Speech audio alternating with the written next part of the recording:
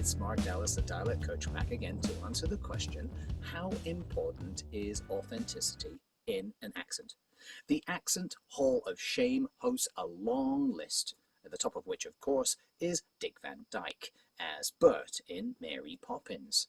There's the Bostonian cast from The Departed, Don Cheadle's Mockney in the Ocean's 11 franchise, Russell Crowe's Not Nottinghamshire Robin Hood, Anne Hathaway's runaway truck of an accent in one film, One Day. I'm a disaster. Robert Downey Jr.'s tribute to an eccentric Welsh Victorian doctor went to the dogs in his portrayal of Dr. Dolittle. And almost the entire cast of gangster drama Peaky Blinders, set in my native city of Birmingham, in which they proceed to cut up the Brummie accent, throw it into a sack of coal, and drop it into the canal. This isn't a canal, it's a lake, but you get the idea. The list goes on and is frequently being added to. When it's done right, however, acting in an accent definitely increases your award season chances. Just ask Florence Pugh, Saoirse Ronan, Margot Robbie.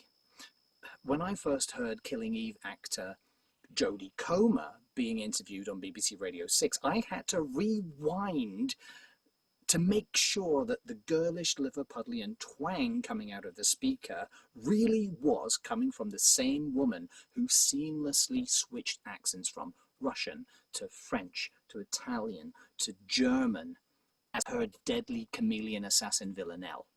Voice tutor Joe Windley said the keys to mastering an accent successfully are courage, playfulness, a good ear, inventiveness, creativity, and a real sensitivity to the diverse range of sounds that can be used in any given speech system. Actors must be able to manifest the speech in such a way that it serves clarity and maintains authenticity, and that is the challenging part. Classical acting focuses on the voice being whole, full of tone and fully articulate, but that's not how we naturally speak. We mumble, stutter, make false starts, and our speech is full of redundancies and meaningless fillers. But scripts are written with the audience's expectations in mind, and in recent years the trend has been towards an almost obsessive authenticity, and the landscape has shifted. Many actors go to huge lengths in order to get an accent right. Scott Martin Compton stayed in his London accent for the 4 months it took to film a series of the cop drama Line of Duty. Beanie Feldstein worked in a Wolverhampton shop to master the Black Country twang for her role in the film adaptation of Caitlin Moran's novel How to Build a Girl. Londoner Daniel Kaluuya worked at a Costco in Cleveland for Queen and Slim, which is set in Ohio. In a recent video I made, I briefly touched upon a review of a play I was in that mentioned my adoption of an English flavour, which, although I think I came across as seeming quite hurt at that, I was far from it, because the amount of time I put into perfecting that accent was no time at all, as the director had made the decision of opting to have us act in our own accents. I assume to avoid what screenwriter Craig Mazin calls acting the accents. And to be fair, as a native of Birmingham, having lived in several other cities in England before settling down in Toronto, my own accent is inconsistent to say the least. The thing about theatre, though, is that once that performance is over, it's gone. But on screen, that performance is around forever, and it's in your interests to get it right, because people won't forget it. And that brings me to authenticity. Like, what even is it? Is it the way a real living and breathing person, not just of a certain age and from a particular social class, but with a backstory, speaks? Or is it the way the audiences come to expect someone from a particular place to speak? Let's not forget the populations that make up cities are forever changing, and that makes accents a constantly moving target. Does the amount of screen time that character has warrant the depth of research to design a three-dimensional idiolect, or is their appearance brief enough to be restricted to a stereotypical shortcut?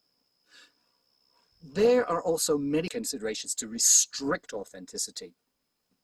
At times, either the producers or the actors themselves decide that a fudged accent hovering somewhere in the vicinity of the correct pronunciation might be the best compromise for the widest possible audience to understand.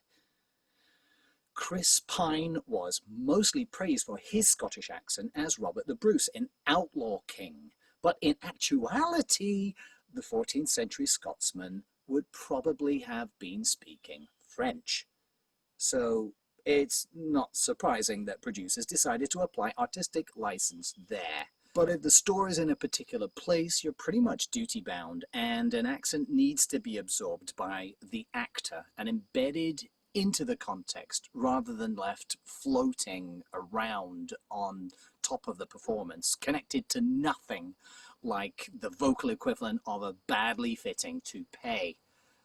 How we judge accents often comes down to a subjective decision about how much importance we place on authenticity in any particular instance.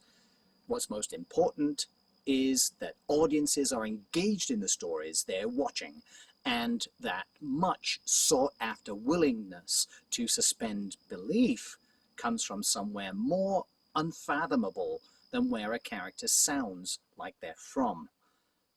Thanks for watching.